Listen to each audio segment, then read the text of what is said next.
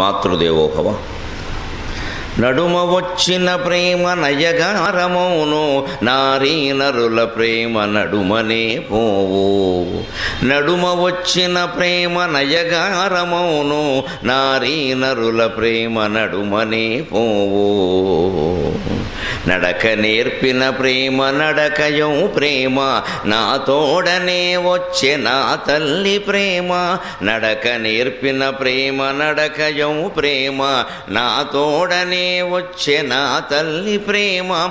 ఇడుములందైనను ఎడబాసిపోదు, ఇంత గాయంబైన ఎడతట్టుకోదు. ఇడుములందైనను ఎడబాసిపోదు, ఇంత గాయంబైన ఎడతట్టుకోదు. కొడుకు దేవతయంచు కొలిచెడి ప్రేమ, కొడుకు దేవతయంచు కొలిచెడి ప్రేమ. గుడిగట్టలేనిది గుండెల ప్రేమ. మన తల్లి తరువు మన పూజ, మన జన్మమునకామి మధుమాధవీయ. మానవ సంబంధాలలో ఎన్ని రకాల అనుబంధాలు ఉన్నా అవి ఏదో ఒక ప్రయోజనం నిమిత్తం వస్తాయి, ప్రయోజనం కోసమే ఉంటాయి, ప్రయోజనం తీరగానే తెగిపోతాయి. యాజ్ఞవల్క్య మహర్షి మైత్రేయి అని తన భార్యకు చెబుతాడు. ఆయన సన్యాసం పుచ్చుకుందుకు నిర్ణయించుకొని ఆస్తిపాస్తులు ఏమున్నాయో అవన్నీ భార్యకు అప్పగించేసి వెళ్ళిపోదామని చూస్తుంటే ఆ భార్య మైత్రేయి ఉంటుంది, ఇన్ని ఆస్తిపాస్తులని, ఇంత ఆశ్రమాన్ని, ఇంత పేరు ప్రతిష్టలని అన్నింటినీ వదిలేసి వెళ్ళిపోతున్నారు అంటే మీరు వెళ్ళి సాధించేదేదో ఇంతకంటే గొప్పది కదా, నాకు అదే ఇవ్వండి, ఇదేందుకు అంటుంది ఆవిడ. అంత యోగ్యురాలు మైత్రేయి అంటే. గార్గి మైత్రేయి అని మన సంస్కృతిలో చాలా ఉన్నతంగా చెప్పుకోవలసిన మహిళలు. వారు ఋషులలాగే వేదమంత్రాలు దర్శించారు. విశ్వామిత్రుడు, వశిష్ఠుడు, యాజ్ఞవల్క్యుడు ఎంత గొప్పవాళ్ళో గార్గి మైత్రేయి అంత గొప్పవాడు. మంత్రదర్శనం విషయంలో కానీ, మంత్రోపదేశం విషయంలో కానీ, మంత్ర సాధన విషయంలో కానీ స్త్రీ పురుషుల మధ్య ఎటువంటి భేదము లేదు. మీరు ఎవరు చెప్పినా నమ్మక్కలేదు. స్త్రీలందరూ మంత్రజపం చేయొచ్చు, మంత్రోపదేశం కూడా చేయొచ్చు. కుంతీదేవి స్వయంగా మంత్రజపం చేసి సూర్యుడిని ప్రత్యక్షం చేసుకుంది. మళ్ళీ కుంతీదేవి మళ్ళీ మాద్రికి మంత్రోపదేశం చేసింది.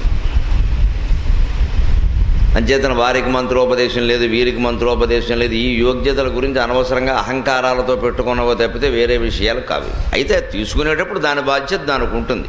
మనం ఏదో తీసుకున్నాం, మన హక్కు ప్రకారమైనా సరిపోవాలి, దాని పద్ధతి ప్రకారం చేయాలంటే చెయ్యాలి కదా. ఆ మైత్రేయి ఏ పరమార్థాన్ని సేవించడానికి మీరు వెడుతున్నారో దాని గురించి చెప్పండి నాకు. ఈ ఊరికే ఈ ఆశ్రమం, ఆస్తిపాస్తులు ఇవన్నీ నాకెందుకు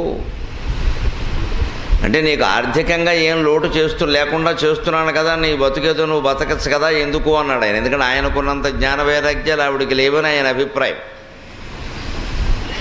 మళ్ళీ అక్కడికి వెళ్ళాక మళ్ళీ ఏముండవు, పిల్లలు మనవాళ్ళు బారసాలట. నిన్నే ఫోన్ చేశాడు కొడుకు, ఒకసారి వెళ్ళి చూసొద్దామంటే ఇక సన్యాసం అనవసరం ఇంకా అలా అంటుందేమో అని ఆయన చెప్పేసి నీకేం లోటు లేకుండా నేను అన్నీ ఇచ్చేస్తున్నాను. ఆయనకి కాత్యాయని అని వేరే భార్య ఉంది. ఇద్దరు ఆయన్ని కోరి చేసుకున్న వాళ్ళే, ఆయన చేసుకోలేదు, వాళ్ళే చేసుకున్నారు. అంత జ్ఞాన సంపన్నుడు. వారు ఇష్టపడ్డారు. సరే ఇద్దరికి ఇచ్చేసాడు సమానంగా, మీరు చూసుకోండి హాయిగా అన్నాడు. కాత్యాయని పాపం సరేనండి అని చెప్పి సర్దేసుకుంది. ఆవిడకి అది కావాలి. పోన్లేండి, ఇక మీ అంత జ్ఞానం నాకు లేదు, ఏదో సర్దేసుకుందాం, కోడలు ఇంకా నీళ్ళు వేసుకుందాం, మొన్న నేను మనవడికి అంటాను ఉంటుంది చూడాలి కదా అని ఏదో అందేవాడు. మైత్రేయి అలా కాదు. మీరు ఏదో ఇవన్నీ కాదనుకుని మీరు పెడుతున్నారంటే తపస్సుకి, అదేదో ఇంతకంటే గొప్పది కదా, నాకు అదే కావాలందేవాడు. ఎందుకు అన్నిటికంటే ఇది గొప్పది ఆ జ్ఞానం అంటే అప్పుడు చెబుతాడు మైత్రేయుడు, మరి యాజ్ఞవల్క్యుడు. నవారే మైత్రేయి పత్యుః కామాయ పతిః ప్రియో భవతి ఆత్మనస్తు కామాయ పతిః ప్రియో భవతి నవారే మైత్రేయి జాయాయై కామాయ జాయా ప్రియా భవతి ఆత్మనస్తు కామాయ జాయా ప్రియా భవతి నవారే మైత్రేయి పుత్రస్య కామాయ పుత్రః ప్రియో భవతి ఆత్మనస్తు కామాయ పుత్రః ప్రియో భవతి నవారే మైత్రేయి విత్తస్య కామాయ విత్తం ప్రియం భవతి ఆత్మనస్తు కామాయ విత్తం ప్రియం భవతి నవారే మైత్రేయి సర్వస్య కామాయ సర్వం ప్రియం భవతి ఆత్మనస్తు కామాయ సర్వం ప్రియం భవతి మైత్రేయి ఆత్మా ఖల్వరే ద్రష్టవ్య శ్రోతవ్యో మంతవ్యో నిదిధ్యాసితవ్యః అని స్పష్టంగా చెబుతాడు. అందుకోసం వెళ్ళిపోతున్నాను నేను. మీ మీద ఏదో కోపం వల్ల ద్వేషం వల్ల మరో దాని వల్ల కాదు. ఏ మనిషి అయినా మరో మనిషిని ఎందుకు ప్రేమిస్తున్నాడో నిశ్చితంగా ఆలోచించండి. నాకు వారంటే ప్రేమ వీరంటే ప్రేమ అని డొల్లు కబుర్లు చెప్పడం కాదు. మా పిల్లాళ్ళు ఏందే నేను ఉండలేనండి అంటే అది పిల్లాడి మీద ప్రేమ కాదమ్మా, నీ బలహీనత. అది పాయింట్.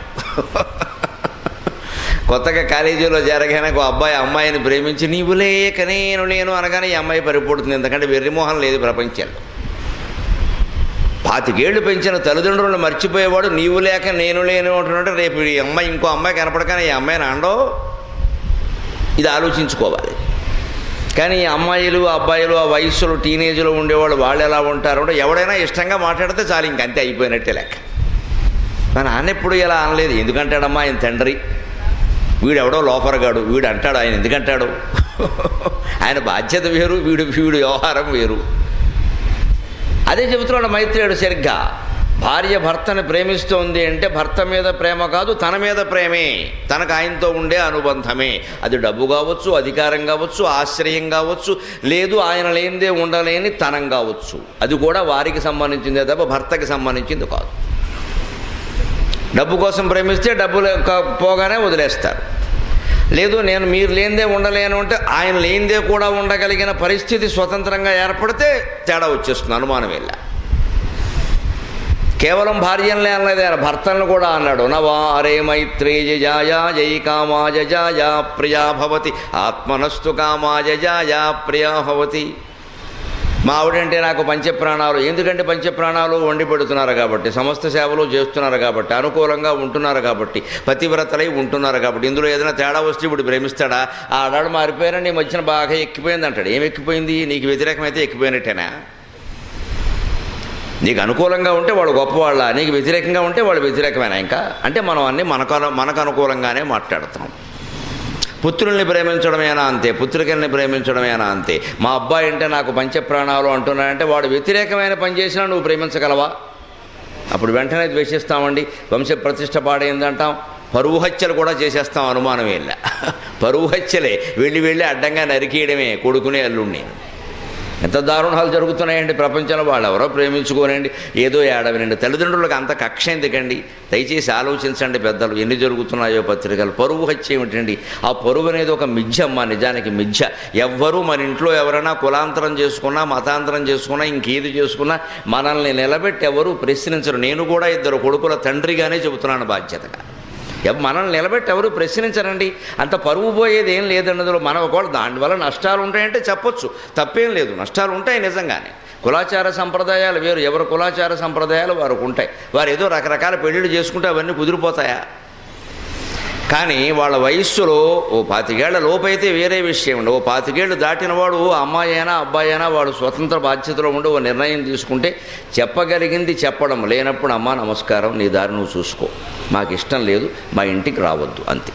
అంతవరకు తల్లిదండ్రులకు స్వేచ్ఛ ఉంది, హక్కు కూడా ఉంది. వారి భావాలు వారు కొన్నప్పుడు వీరి భావాలు వీరుకుంటాయి. అంతేగాని ఇష్టం వచ్చిన పెళ్ళిళ్ళు చేసేసుకుని వెళ్ళిపోయే తర్వాత గర్భం ధరించాక అమ్మా కొంచెం నొప్పిగా ఉందమ్మా, ఈ కుదరదమ్మా వ్యవహారం. ఇది ఆ నొప్పి మొగుడితో చెప్పుకో.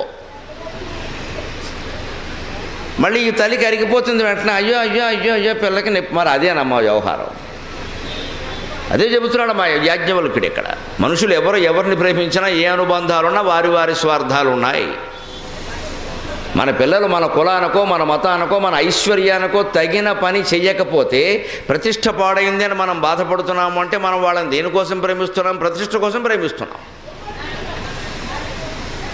అలాగే వాళ్ళు మా అమ్మ నాకు దైవం, మా నాన్న అంతకంటే దైవం అని చెప్పి రోల్ మోడలు, గాడ్ ఫాదరు ఇవన్నీ మాట్లాడి ఎవడో కాలేజీలో ఓ కుర్రాడు పరిచయం కాగానే లేదా ఒక అమ్మాయి పరిచయం కానీ ఇక వాళ్ళే సర్వస్వం అని మాట్లాడుతున్నారు అంటే ఆ వయస్సులో ఆ కోరిక కలిగే వరకు మనం కనపడ్డం, ఆ కోరిక కలగగానే మనం పనికి రాకుండా పోయాం.